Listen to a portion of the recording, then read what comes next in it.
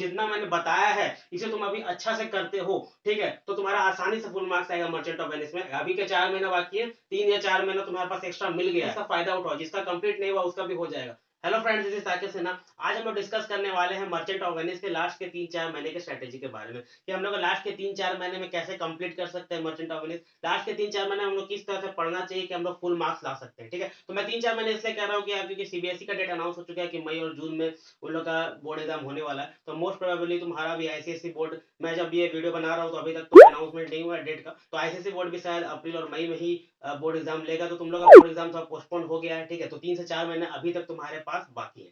तो merchant of Venice में generally क्या होता है, मैक्सिमम स्टूडेंट के साथ क्या होता है कि एक वर्ड भी समझ नहीं आता। इस तरह का इंग्लिश है, इतना हार्ड इंग्लिश है कि समझ नहीं आता। पहले हम लोग मूड बनाते हैं, ठीक है, कि पढ़ना है, तो मूड बनाते हैं पढ़ने का। जब हम लोग पहला पेज खोलते हैं तो पहला लाइन पढ़ रहे हैं, उसमें पहला लाइन में ही यार 2-3 वर्ड समझ नहीं आया, फिर दूसरा लाइन में आया, फिर समझ में नहीं आया, ठीक है, तो बार बार डिक्शनरी खोलना पड़ता है या फिर मोबाइल में सर्च करना पड़ता है वर्ड का मीनिंग।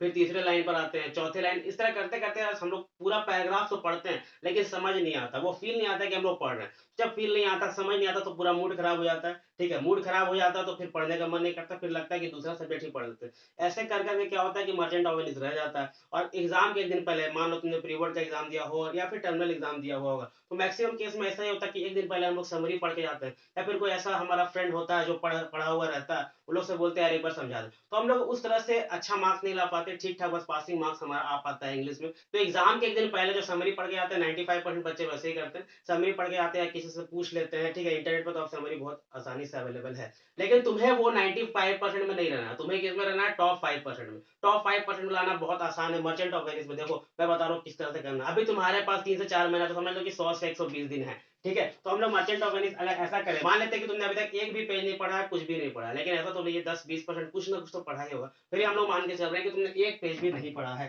ठीक है। तो हम लोग क्या कर रहे हैं कि 1 से 2 पेज डेली, 1 से 2 पेज अब पढ़ना स्टार्ट कर रहे हैं।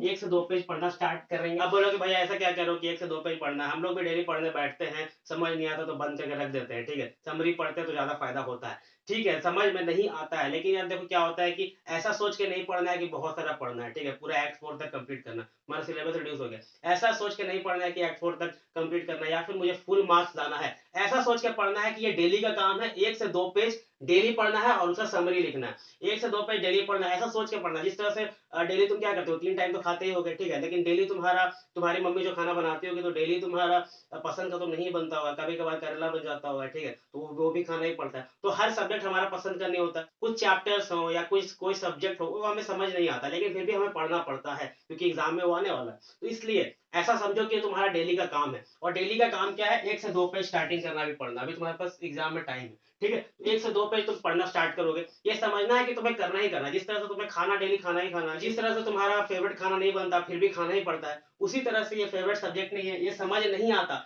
फिर भी पढ़ना है। अब मैं बताऊंगा कि तुम्हें समझ कैसे आएगा। देखो जब तुम्हारे टीचर पढ़ाते हैं, जब तुमने क्लास किया होगा मर्चेंट ऑफ वेनिस का, तो हर एक वर्ड का मीनिंग लिखाया जाता है, तो वो मीनिंग तुम्हें पढ़ना है, ठीक है, और पूरे अच्छे से समझने का कोशिश करना। अगर तुम्हें कुछ समझ नहीं आ रहा तो कोई बात नहीं, इंटरनेट से समरी निकालो, ठीक है, समरी ही पढ़ो, समरी पढ़ो, लाइन के साथ समरी पढ़ो। और उसके बाद क्या करना है, 1 से 2 पेज पढ़ा हुआ मैं नहीं मानूंगा कि तुमने 1 से 2 पेज पढ़ा है जब तक तुम खुद से उसका समरी नहीं लिखते हो, ठीक है। खुद से तुम्हें क्या करना है, उसके बाद समरी लिखना है। तो मान लेते हैं 1 से 2 पेज पढ़ने में तुम्हें कितना, 15 मिनट लगेगा, ठीक है, 15 मिनट, और उसके बाद समरी लिखने में मान लेते हैं 15 मिनट लगेगा। तो डेली का 30 मिनट, ठीक है, डेली का 30 मिनट, अगर तुम वीक में 6 बार भी देते हो तो भी बहुत है। डेली का 30 मिनट अगर तुम मर्चेंट ऑफ वेनिस में अभी से दे रहे हो तो बाद में तुम्हें कोई दिक्कत नहीं होगा, मतलब कि बाद में आखिरी के 15 दिन 20 दिन में तुम इतना अच्छा से मर्चेंट ऑफ वेनिस तुम्हारा कवर हो जाएगा कि लगेगा कि आसानी से फुल मार्क्स तुम इसमें स्कोर कर पाओगे। 1 से 2 पेज खुद से पढ़ना है, ठीक है, उसके बाद तुम्हें समरी खुद से लिखना है। कोई बात नहीं अगर समझ नहीं आ रहा, नोट्स अगर सर ने नहीं लिखा है, टीचर ने नोट्स नहीं लिखा है, या फिर वर्ड का मीनिंग टीचर ने नहीं लिखा है, फिर भी खोज खोज के खुद से वहां पे लिखना है मीनिंग क्या है, और उसका खुद से समरी लिखना है। तुमने क्या समझा है खुद के वर्ड्स में लिखना है, जैसे भी लिखो, ठीक है, लेकिन समरी लिखना है, ठीक है, हो गया। और अगर तुम्हें इंग्लिश समझ नहीं आता, कुछ लोग हैं जिनका इंग्लिश बहुत ज्यादा वीक है, ठीक है, वो भी अगर नहीं समझ में आता तो हिंदी में कोशिश करो समझने का, हिंदी में समझो, फिर उसको इंग्लिश में कन्वर्ट करो, लेकिन करो, ऐसा नहीं है कि बिल्कुल छोड़ देना। उसके बाद तुम्हें क्या करना है कि जितना भी तुम पढ़ रहे हो एक वीक में, एक वीक पूरा 7 दिन पढ़ने के बाद, पूरा 7 दिन जब पढ़ लोगे, ठीक है, मान लो या सैटरडे या संडे को, ठीक है, सैटरडे या संडे को तुम्हें पूरा वीक का रिवीजन करना है। उसमें हो सकता है तुम्हें 2-2.5 घंटा लग जाए, 3 घंटा लग जाए। तो पूरा वीक में तुमने जितना भी पढ़ा हो, जैसे मान लो कि तुमने 6 दिन पढ़ा तो 12 पेज होते हैं, तो पूरा 12 पेज का अच्छे से रिवीजन करना है। पीछे वाला याद रखते जाना है, पीछे वाला याद नहीं रहेगा और आगे पढ़ते जाएंगे तो कोई फायदा नहीं। ठीक है, तो कहानी ही है, पीछे वाला याद तो रहेगा ही, पीछे वाला याद रखते जाना है और उसके बाद पूरा 12 पेज का समरी लिखना है। देखो मैं जैसे बता रहा हूँ वैसे करोगे तो लास्ट में अच्छा नंबर आएगा। अभी के 4 महीना बाकी है, 3 या 4 महीना तुम्हारे पास एक्स्ट्रा मिल गया है। ठीक है, फरवरी में यूजुअली एग्जाम होता था पहले, फरवरी के लास्ट में, अभी तुम्हें एक्स्ट्रा महीने मिले हैं, इसका फायदा उठाओ। जिसका कंप्लीट नहीं हुआ उसका भी हो जाएगा। ठीक है, 3-4 महीना में आसानी से ये कंप्लीट हो सकता है। अभी से अगर तुम 1 से 2 पेज पढ़ना स्टार्ट करोगे तो ठीक है, तो 7 दिन जब हो जाएगा तो सैटरडे और संडे को फिर से एक बार समरी लिखना। मैं जैसा बता रहा हूँ वैसे करना है, ऐसा नहीं करना है कि वीडियो देखने के बाद ठीक है ऐसे ही देख के छोड़ दिए, बस अच्छा लग गया देख लिया लेकिन छोड़ दिए, ऐसा नहीं करना है, भूलना नहीं है सब बात। उसके बाद क्या करना है, देखो जैसे कि मान लो कि ऐसे पढ़ते पढ़ते तुम्हारा कोई एक्ट खत्म हुआ, मान लो एक्ट 1 सीन 1 खत्म हुआ। ठीक है, एक्ट 1 सीन 1 खत्म हुआ। एक्ट 1 सीन 1 होने के बाद तुम्हें क्या करना है, इसका वर्कबुक लगाना है। वर्कबुक का जितना क्वेश्चन है, वर्कबुक का सारा क्वेश्चन, वर्कबुक का जितना क्वेश्चन है सब तुम्हें करना है। ठीक है, अब वर्कबुक करने से फायदा क्या होगा, वर्कबुक करने से ये फायदा होगा कि जो तुम्हारा पढ़ रहे हो उसका तो पहली बात रिवीजन होगा ही। ठीक है, और जिस तरह के क्वेश्चंस आते हैं, मतलब कि वर्कबुक में उसी तरह का क्वेश्चन दिया रहता है जिस तरह का क्वेश्चन तुम्हारा बोर्ड एग्जाम में आ रहा होता है, उस तरह से तुम्हारा पैराग्राफ दे दिया जाता है, एक फ्रेज दे दिया जाता है और उसी से तुम्हारा क्वेश्चन पूछा हुआ रहता है। ठीक है, तो वर्कबुक में उसी तरह का क्वेश्चन रहता है। अब इस तरह का क्वेश्चन करोगे तो तुम्हारा फायदा ये होगा कि लिखने का प्रैक्टिस होगा। ठीक है, एक तो तुम्हारा रिवीजन होगा, दूसरा लिखने का प्रैक्टिस होगा, तीसरी बात कि कितना आंसर लिखना चाहिए ये पता चलेगा, मतलब ज्यादा लिख रहे हो कि कम लिख रहे हो, आप तो मार्क लिख रहे हो कि नहीं लिख रहे हो, ये कैसे पता चलेगा, टीचर को दिखाओ। ठीक है, टीचर से चेक जरूर कराना। मान लो तुम्हारा स्कूल खुला हुआ नहीं है तो टीचर का नंबर होगा, फोटो खींच के व्हाट्सएप पे भेज दो, एक बार रिक्वेस्ट करोगे प्लीज चेक कर दीजिए इसे, और टीचर मना नहीं करेंगे। ठीक है, वो तुम्हारी गलतियां निकालेंगे कि कहाँ तुम्हारा कीवर्ड्स गलत अंडरलाइन है, कहाँ कीवर्ड्स अंडरलाइन सही से होना चाहिए, कहाँ तुमने गलत लाइन लिख दिया है, कहीं तुम घुमा घुमा के तो नहीं लिख रहे हो, फालतू का लाइन तो नहीं लिख रहे हो, जितना पूछा जा रहा है उतना लिख रहे हो कि नहीं लिख रहे हो, ये तुम्हारा वर्कबुक करने से आएगा। ठीक है, और धीरे धीरे करते रहना, जैसे कि सीन 1 कंप्लीट हुआ तो कर लो, ऐसा नहीं कर रहे हो कि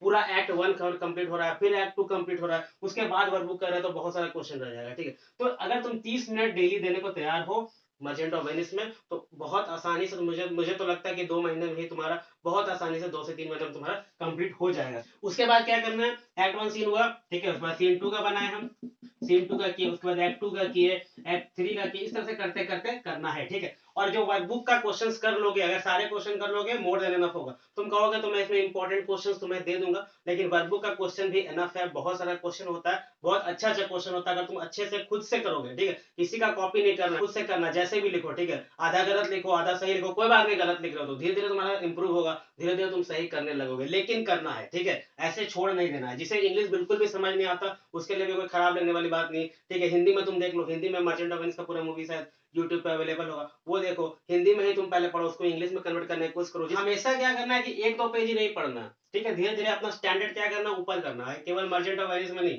सारे सब्जेक्ट में 1-2 पेज ही केवल नहीं पढ़ना है। हमें क्या करना है कि मान लो कि सीन 1 कंप्लीट हो गया तो अब क्या करें, इंटरेस्ट आने लग गया पढ़ने में तो 3 से 4 पेज पढ़ने लगे।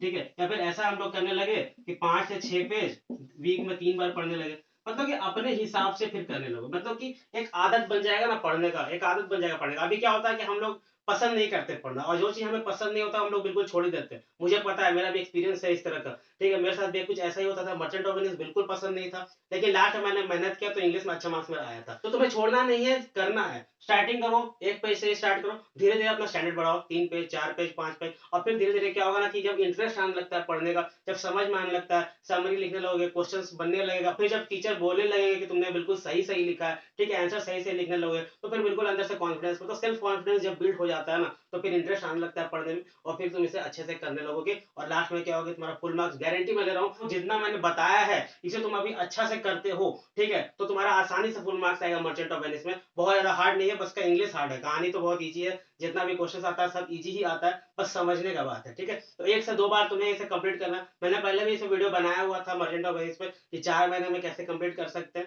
तो उसे तुम जा करके देख सकते हो, लेकिन उसमें मैंने पूरा बताया था, मतलब कि उस समय सिलेबस रिड्यूस हुआ नहीं था। अब एक्ट 4 तक ही पढ़ना है, रिवीजन नहीं छोड़ना है। रिवीजन छोड़ोगे पीछे का छूटता चला जाएगा, आगे का पढ़ोगे पीछे छूट जाएगा, कोई फायदा नहीं हो रहा। पीछे में जो तुमने टाइम इन्वेस्ट किया था पढ़ाई में वो टाइम भी बर्बाद हो जाता है अगर रिवीजन नहीं करते हो तो। ठीक है, तो रिवीजन करते आना है। मान लो कि एक्ट 1 सीन 1 पढ़े तो पूरा सीन का ही रिवीजन कर लिए, ठीक है, पूरा समरी के साथ तुम खुद के वर्ड्स में समरी लिखना है, किसी का कॉपी नहीं करना है। तो तुम्हें और कोई प्रॉब्लम हो या सजेशन हो तो कमेंट बॉक्स में कमेंट करके जरूर बताना, या फिर तुम मेरे इंस्टाग्राम पर मुझे मैसेज भी कर सकते हो। अगर तुम्हें क्लास 10 से रिलेटेड, बोर्ड एग्जाम से रिलेटेड कोई भी डाउट रहे तो मैं आकर मुझसे पूछ सकते हो, मैं तुम्हारे प्रॉब्लम सॉल्व करने की जरूर कोशिश करूंगा। और अगर तुम्हें ये वीडियो बहुत ज्यादा पसंद आया हो तो अपने दोस्तों के साथ शेयर जरूर कर देना, ठीक है। तो मिलते हैं अगले वीडियो में, तब तक के लिए बाय बाय।